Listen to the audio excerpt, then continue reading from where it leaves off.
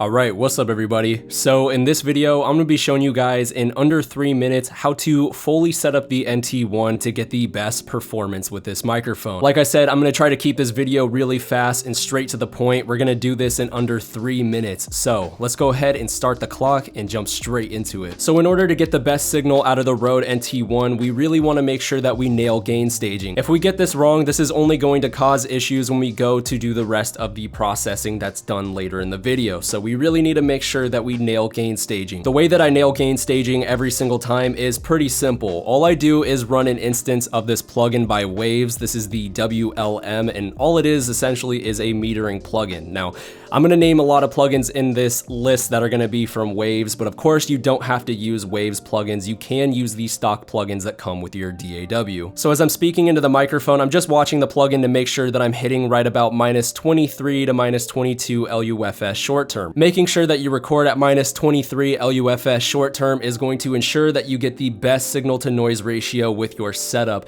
It's a lot like nailing the exposure in your camera. It just saves you time in post so that you don't have to work twice as hard, fixing something that you could have done right the first time around. Moving along, we're gonna run these plugins in this exact order. It's important that you run these plugins in this exact order because each one is going to be working for each other when you do it this way. The first plugin that we're gonna load up is some sort of limiter. Now, the limiter that I'm using is again another plugin from Waves. It's the L1. Now, this is really gonna come down to how dynamic your recording is, but I'll give a brief explanation of how I use my limiter in order to make everything sound more linear and even. So what you're gonna try to look for is the average dBFS for the signal that you've recorded. And I know that for these videos where I'm just sitting down talking directly in front of the microphone, I know that my signal stays right around -7 to -6 dBFS on average. So what I'm gonna do with my limiter is set my threshold and output at -6, and anytime the signal gets louder than -6 dBFS, it's just going to lower the volume of that transient. So what we're gonna have in the end is a signal that is just much more linear and even, and it's gonna help us out when we go to use our next plugins that are in the chain. The next plugin in the chain that we're gonna use is just a simple compressor. Again, the one that I'm using is by Waves. It's the R compressor. And with this plugin, I just run the voiceover preset. I actually really like the way that this sounds straight out the gate,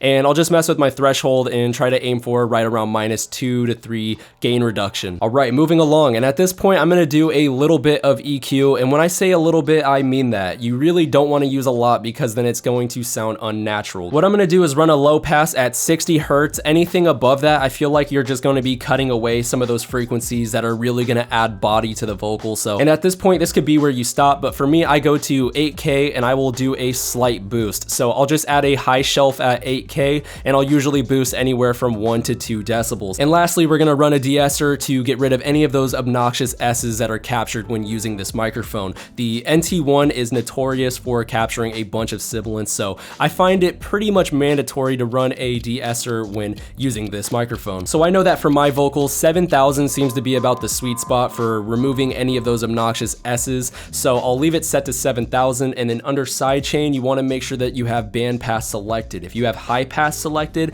everything above 7,000 is going to get de-essed. We really wanna make sure that it's specifically only the region where you're getting the most S's captured. And then with your threshold slider, you just want to pull this down so that you're getting about -3 to -5 attenuation. I find that if you go anything above it, it's going to sound really lispy. So I would say honestly, at most, only attenuate by about -5, -6 is pushing it. And at that point, you're done. That is how I set up my Rode NT1 to get the most optimal performance out of this microphone. Again, you really want to make sure that you nail gain staging. That's probably the most important step in this entire process. Everything else is pretty straightforward and intuitive. So let's just recap everything that we did. We started by making sure that we nail gain staging, making sure that we're recording anywhere from -24 to -22 LUFS short term. After that, we opened up our limiter and tried to find the average dBFS for the signal. Once we found that, we made sure to limit anything that goes above that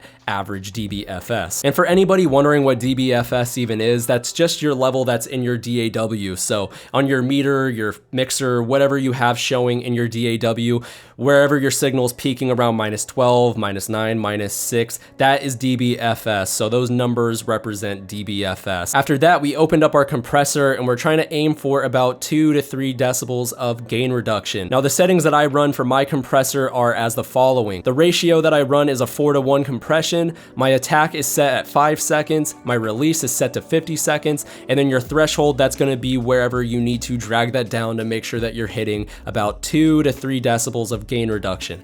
After you've done that gain reduction, make sure that you make up for that with the gain. After that, I'll open up an EQ and I'll make sure that I'm removing anything below 70 to 60 hertz, and then I'll just run a high shelf around 8K and boost by 1 to 2 decibels. After that, we open up our de-esser, and for me, 7,000 hertz seems to be about the range where I capture a lot of those obnoxious S's, so I'll usually attenuate by anywhere -3 to -4 decibels at most. I really don't like to go any higher than that because then it starts to sound very lispy, as I had mentioned. And that's it. That's how we're gonna record high quality audio with the Rode NT1 with any given setup that you are using, whether you are recording with a preamp, a audio interface, a mixer, whatever you're using. This is just going to ensure that you get the best signal to noise ratio and just overall high quality polished recording. Anyways guys, let me know what you think of these kinds of videos, if you found it helpful, and let me know if there's any other microphones out there that you would like to see next. Which microphone should I do a tutorial breakdown on? That about wraps it up. If you haven't already yet, be sure to subscribe and hit the bell icon beside it so that you could stay notified for whenever I drop any of my upcoming videos. With that being said, I will see you all in my next one. Take care everybody. Peace out.